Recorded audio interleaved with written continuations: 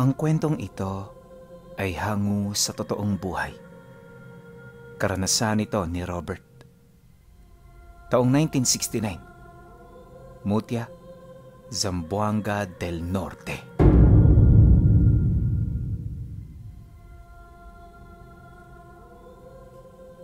Noong mga panahong ito, kasalukuyang nasa edad 16 anyos pa lamang si Robert. Literal na bata pa, kaya madalas makikita mo siyang naglalaro kasama ng mga kaibigan niya. Ayon sa kanya, na kapag wala silang pasok, buong maghapon silang nasa labas. Wala naman yung problema sa kanyang mga magulang, lalo pat nakasanayan na rin ito na makita siyang nakikipaglaro sa kanyang mga kababata. Maliit lang kasi ang baryo, kaya halos lahat sila roon magkakakilala. Pero syempre, may mga malapit pa rin siyang kaibigang pinagkakatiwalaan. At kabilang sa mga ito, ang kababata niyang si Manolo at Andres. Kapitbahay yun nila Robert, kaya mula musmus siya, yun at yun na ang kalaro niya. Madalas din sila noong mag-away-away, pero sa bandang huli, sila rin naman ang magkakaagapay. Kaso lang, nung pumasok ang taong ito, may nangyaring hindi inaasahan. At sa hindi malamang dahilan, bigla na lamang lumipat sa karatig baryo ang pamilya ni Andres. Katatapos lang nila noon sa eskwela, kaya nung malaman niya ito, hindi niya halos maisip ang rason. Itinanong niya pa yon sa kanyang mga magulang, pero maging ang mga ito man, minabuti na ring wag makialam. Pagsapit ng gabi, habang sila'y nasa hapagkainan, dito pa lamang sila nag-usap-usap. At bago ito matapos, inilahad ng tatay niya ang dahilan kung bakit nilisan ng pamilya ni Andres ang kanilang tahanan. Ayon dito, nagkaroon ng pagtatalo ang mag-asawa. At ito ay dahil sa kagustuhan ng ina na akuin ang mga magulang nitong wala nang nag-aalaga. Tutol ang ama nito sa ganoong plano dahil noon pa man may usap-usapan na ukol sa pagiging aswang ng mga ito. Ayaw nitong mabahiran ng masamang dugo ang kanilang pamilya, kaya kahit nakakaawa, pilit itong nanindigan sa desisyon niya. Pero dahil sa anak ang nanay ni Andres, hindi ito pumayag. At sa halip na humaba pa ang usapan, minabuti na lamang nito na umalis ng mag-isa. Pero dahil sa mahal yon ng asawa niya, napilitan itong sumunod kasama ng mga anak nila. Malayo ang pagitan ng baryong kanilang pinuntahan mula sa kanilang lugar, kaya batid ng kanyang ama na hindi yon makakabalik ng basta-basta kung sakali mang magdesisyon itong doon na muna manuluyan pansamantala. Nang marinig niya ang sinabi nito, nagdulot ito ng kirot sa kanyang puso. Sa dalawa niya kasing kaibigan, si Andres ang pinakamalapit sa kanya. Ito rin ang palabiro, kaya naman nung mawala ito, pakiramdam niya napakalaki na ng pinagbago. At dahil dito, kung kaya't madalang na rin silang makasama ni Manolo. Mas pinipili na lang kasi niya noong manatili sa bahay kaysa pumunta kung saan-saan kasama ng kanyang mga kaibigan. Dumaan ang mga araw, at ang mga araw ay naging buwan. Wala na sila ritong balita. At habang tumatagal, unti-unti na rin silang nawawala ng pag-asa na ito ay makakabalik pa. Isang hapon, habang tumatambay siya sa labas ng bahay, nakita niya si Manolo na paparating. Mag-iilang linggo na rin silang hindi nagkikita, kaya nung masipat niya ito, medyo nagulat siya. "Oh, Manolo, napadalaw ka!" Bungad na wika niya pag-upo nito sa kanyang tabi. Nang marinig naman ni Manolo ang kanyang sinabi, hindi na ito nagdalawang isip na sumagot sa kanya ng, "Pupunta kami bukas sa baryo kung saan lumipat sila Andres. Sasama ka ba? Alam kong gusto mo na siyang makita, kaya sigurado ako na hindi mo matatanggihan ang alok ko." Pagkasambit nito ng mga katagang yon, Inilahad nito sa kanya ang plano at kung sino ang mga taong kasama nila. Ayon kay Manolo, pamilya niya mismo ang pupunta. Wala itong pakay sa mga magulang ni Andres, pero may mahalaga sila roong pupuntahan. Ayaw nga siya nitong isama, pero nagpumilit lang siya. Dagdag pa nito na, kung makikiusap siya sa mga ito, posibleng pasamahin din siya nito. Yun nga lang, kailangan niyang magpaalam ng maayos sa kanyang mga magulang dahil magtatagal sila roon ng 2 araw. Nang marinig niya ang sinabi nito, di siya nagdalawang isip na sumang-ayon. May kabaman, alang-alang sa kanyang kaibigan, nakahanda siyang gawin ng lahat. At para masigurong paniniwalaan siya ng kanyang ama't ina, isinama niya itong si Manolo sa pagpapaalam niya. Pagpasok nila sa loob ng bahay, nadatnan niya ang kanyang mga magulang na kasalukuyang noong nagmemeryenda. Maya-maya pa, dito na sila napansin ng tatay niya, kaya naman agad sila nitong pinalapit.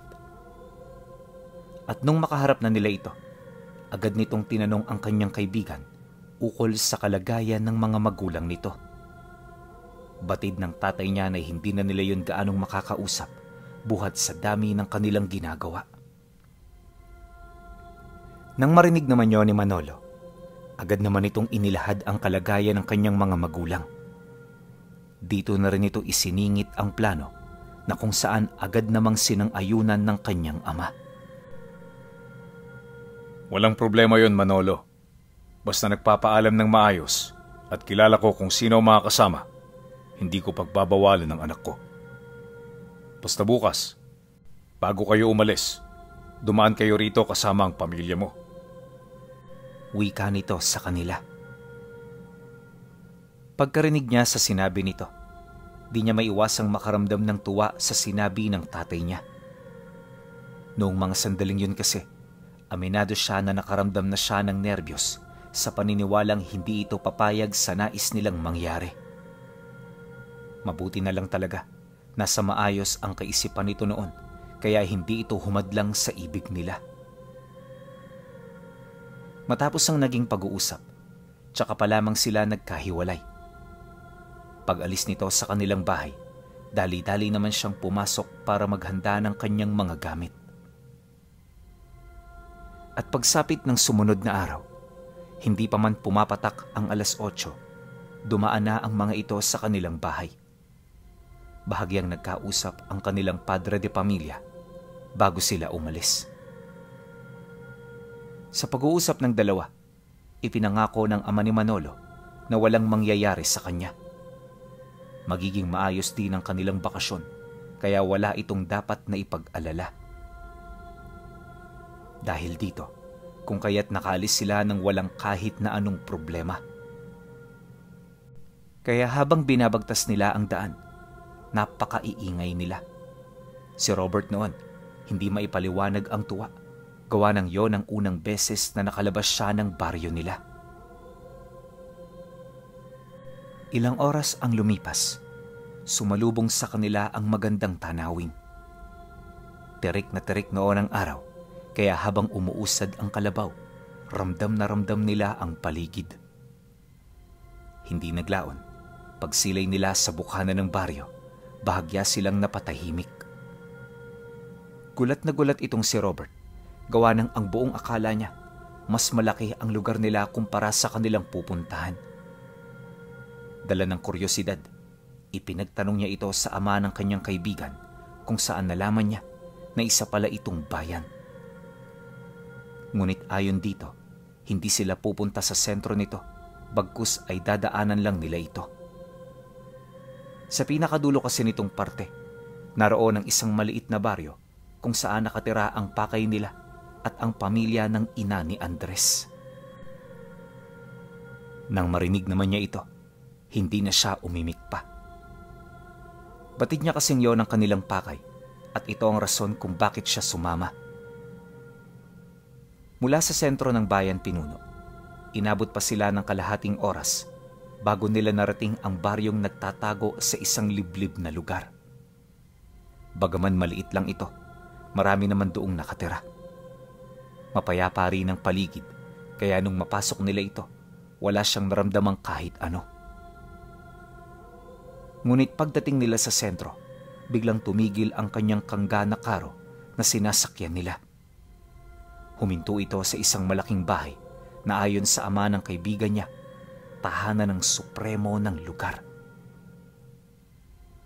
Pagkarinig niya sa sinabi nito, medyo napaisip siya. Kasi bakit supremo ang tawag sa pinakamataas doong katungkulan?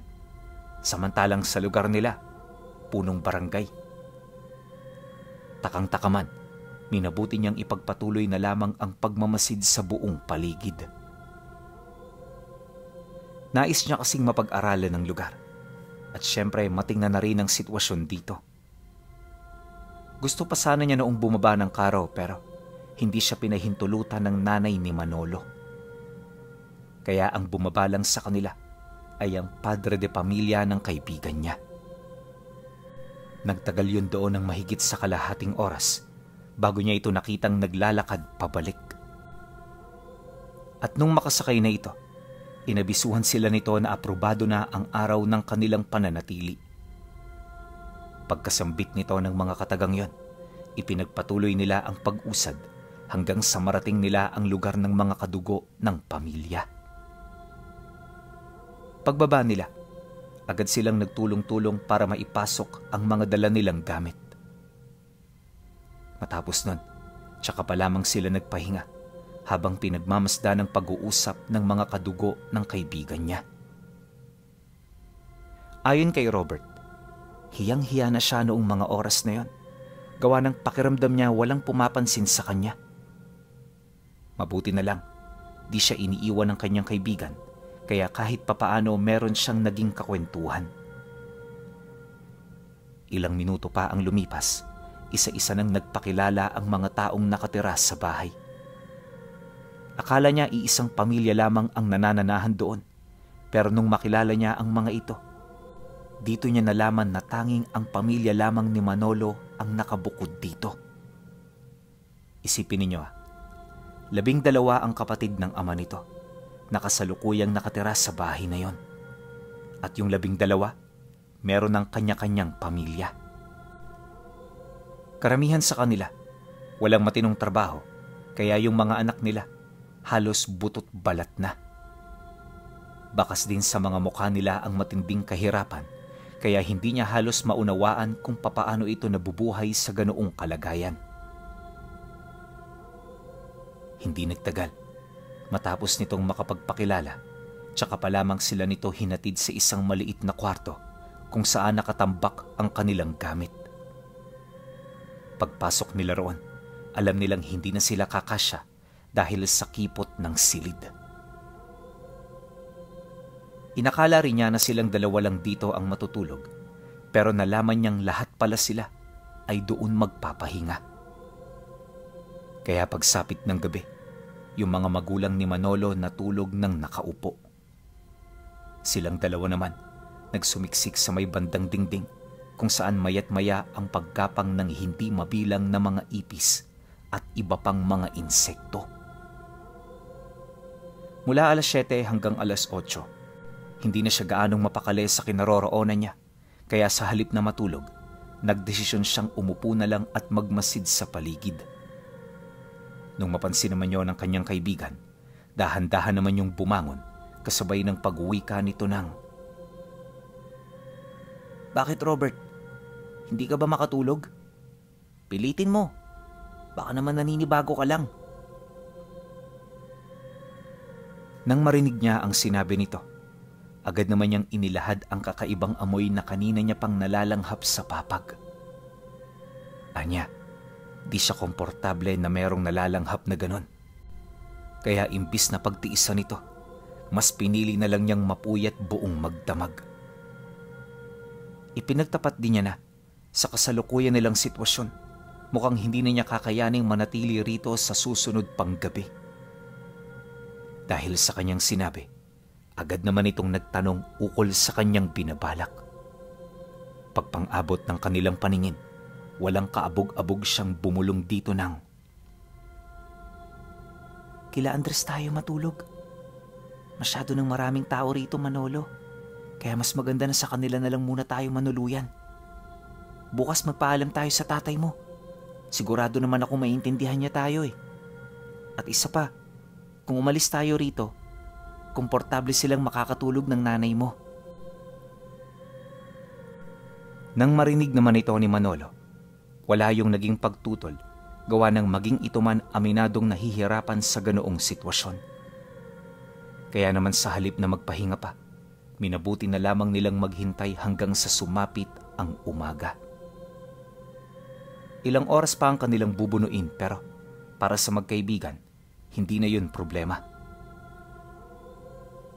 Makalipas pa ang ilang minuto, para hindi dalawin ng antok, panay na ang pagbubulungan nila. Habang ginagawa nila ito, nakaharap sila sa dingding upang pagmasdan ng nangyayari sa labas ng tahanan. Kaya nila yung ginagawa ay dahil sa naghahanap sila ng mga ligaw na hayop na pwedeng mapadaan sa lugar. Maliban dito, matyaga rin nilang pinagmamasdan ng pagsayaw ng mga puno sa tuwing umiihip ang malakas na hangin. Ngunit maya-maya pa, bigla sila noong napatahimik nang may masipat silang dalawang taong naglalakad na parabang mga lasing. Akala nila nung una, dadaan lang ang mga ito. Pero paglapit nito sa dingding kung saan sila nakadungaw, nakita nila ang kakaiba nitong anyo. Hubot-hubad ang mga taong yon, tapos napakalalaki ng mga bunganga nito. Walang patid din yung naglalaway habang umaangil ng napakalalim. Kapansin-pansin din ng mga nanlilisik nitong mga mata. Panay din ang ginagawa nitong pag-amoy sa hangin na parabang meron itong hinahanap. Maya-maya pa, bigla itong napatitig sa lugar kung saan sila nakadungaw. At nang mapansin nito ang kanilang mga mata, para itong mga baliw na mabilis na tumatakbo papalapit. Wala itong pakialam kung may maistorbo sila. Basta ang nais nilang mangyari, mamukhaan ng mga individual na pasimple sa kanilang nagmamanman. Dahil sa pangyayaring yon, dali-dali naman silang napaatras habang sumisigaw, bagay na ikinagulat naman ng mga magulang ng kaibigan niya. Pagsitayuan ng mga ito, agad sila nitong tinanong ukol sa nangyari. Yun nga lang, hindi sila kaagad nakasagot, dulot ng matinding takot. Kung hindi pa kumarit ang kuko ng mga nilalang sa labas, hindi pa mauunawaan ng ama ni Manolo ang ugat ng takot na kanilang ipinapakita.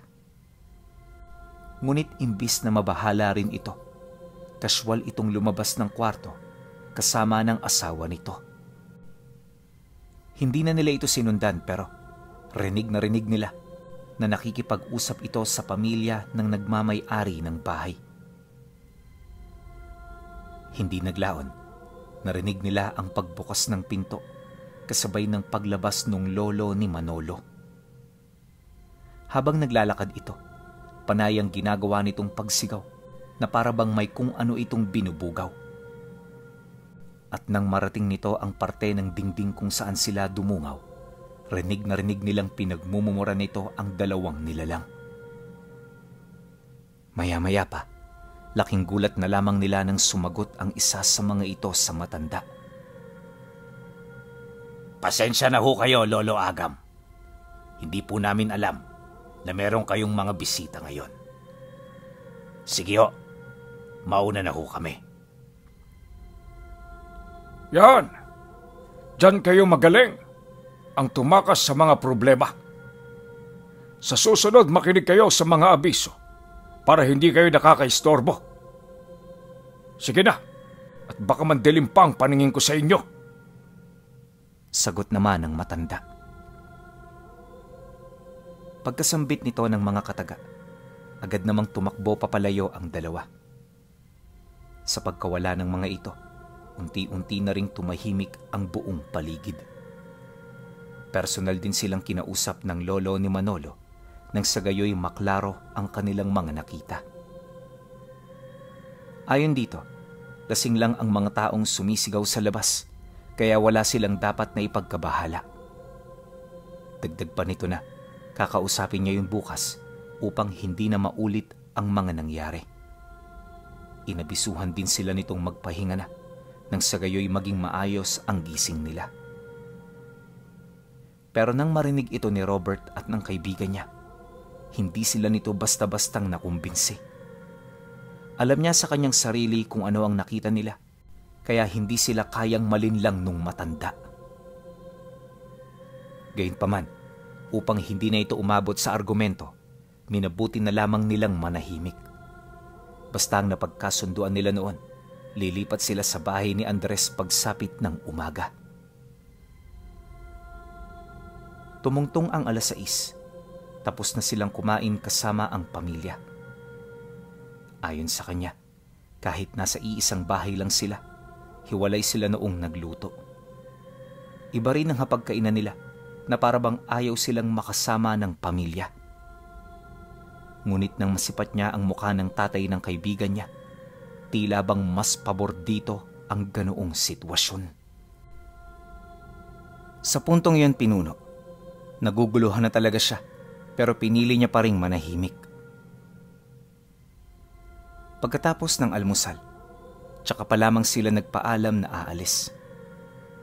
Hindi nila sinabi ang kanilang pupuntahan, basta ang paalam nila mamamasyal lang sila. Nang marinig naman ito ang kanilang paalam, sumang-ayon naman ito, pero meron yung kondisyon. At yun ay walang iba, kundi kailangan nilang makabalik bago sumapit ang 3:00 ng hapon. Dagdag pa nito na magsama sila ng kaibigan nang sa gayoy hindi sila maligaw. Dahil sa sinabi nito, wala naman silang nagawa kundi ang sumunod. Habang binabagtas nila ang daan, dito nila napagtanto na hindi sila basta-bastang makakalapit sa bahay ng kanilang kaibigan. Posible kasing hanapin sila nito sa oras na hindi sila makauwi kinahapunan. Pagkaraan ng ilang minuto, narating na nga nila noon ang sentro. Kagaya ng lugar nila, punong-puno yun doon ng mga mamimili at mga naghahanap buhay. Marami rin silang nakitang mga magsasaka na nagmamadaling maglakad patungong bundok. Sa kasagsagan naman ng kanilang pag-usad, panay ang pagkausap sa kanya noon ni Manolo, kaya hindi nito napapansin yung mga taong nakakasalubong nila habang siya isa-isa yung pinagmamasdan hanggang sa mapansin niya ang kakaiba sa mga mukha nito. Ayon sa kanya, lahat ng taong nakasalubong nila doon, humpak ang pisngi, tapos wala itong mga kanal sa pagitan ng kanilang ilong at labi. Di rin ito tumititig at kapag papalapit yon, kusa na yung tumatahimik. Yun bang ayaw ng mga itong marinig ang kanilang mga pinag-uusapan? Paglayo naman ito sa kanila, napapansin niya ang madalas nitong paglingon na parabang pinagmamatyagan din sila ng mga ito. Nawala lang din ang lahat ng yon noong marating nila ang bahay nila Andres. Pagturo naman ng pinsan ni Manolo sa tahanan nito, bumungad sa kanila ang lumang bahay na nakasarado. Sa unang tingin, inakala nilang wala ritong nakatira. Gawa ng yung bakuran nito, punong-puno na ng damo. Nagkalat din ng iba't ibang uri ng basura sa paligid, tapos yung bubong nito, medyo malapit ng masira. Nung makita nila yon, agad naman nilang tinanong ang pinsan ni Manolo, gawa ng maging sila man, hindi talaga naniniwalang meron doong nakatirang tao. Pero nang marinig ito ng pinsan ni Manolo, inilahad nito sa kanila na doon talaga nakatira si Andres at ang pamilya nito. At kaya lang naman gano'n ang tahanan nito ay dahil sa naghihirap yon sa buhay. Nang marinig nila ang sinabi ng pinsan ng kaibigan niya, hindi na sila nagtanong pa. Walang sabi-sabi, nilapitan nila ang bahay at pagdating nila sa harapan ng pinto nito, banayad nila yung kinatok. Tao po! Tao po! Andres, nandyan ka ba? Ako to, si Robert. Kasama ko rin si Manolo. Bungad na wika niya. Pagkasambit niya ng mga kataga, Matyaga silang naghintay hanggang sa bumukas ang pinto. At sa isang kisap mata, nakita nila si Andres na nakatayo sa harapan nila. Malayong malayo na ito sa dati nitong itsura dahil bukod sa napakadungis nito, butot balat na rin. Hindi na rin yun makausap ng maayos, tapos ang nakapagtataka, palagi na yung tulala. Ilang beses pa nila itong tinanong bago yun sumagot. Yun nga lang, hindi malinaw ang sagot nito sa kanila. Pakiramdam din niya, di na sila nito nakikilala dahil hindi man lang yun ngumingiti na parabang normal na lang para rito na makita sila. Sa pagpapatuloy naman ng kanilang pag-uusap, kapansin-pansin ang kawalan nito ng interes. Gayunpaman, hindi ito tinitigilan ni Manolo hanggang sa napatahimik na lamang ito matapos lumabas ang tatay nito. At kagaya ng nangyari kay Andres, parang wala na rin yun sa sarili nitong wisyo.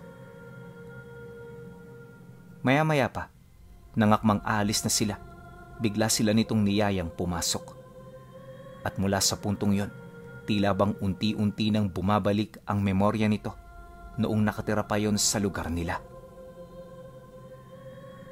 Pagpasok nila sa loob ng tahanan, dito nila naabutan ang mga kapatid ni Andres na nag-aagawan sa pagkain. Sumalubong din sa kanila ang mga nakasabit na karne sa kusina na parabang matagal na yun doong pinapausukan. Wala naman silang napapansing kakaiba sa mga ito, kaya hindi na nila yun gaanong tiningnan.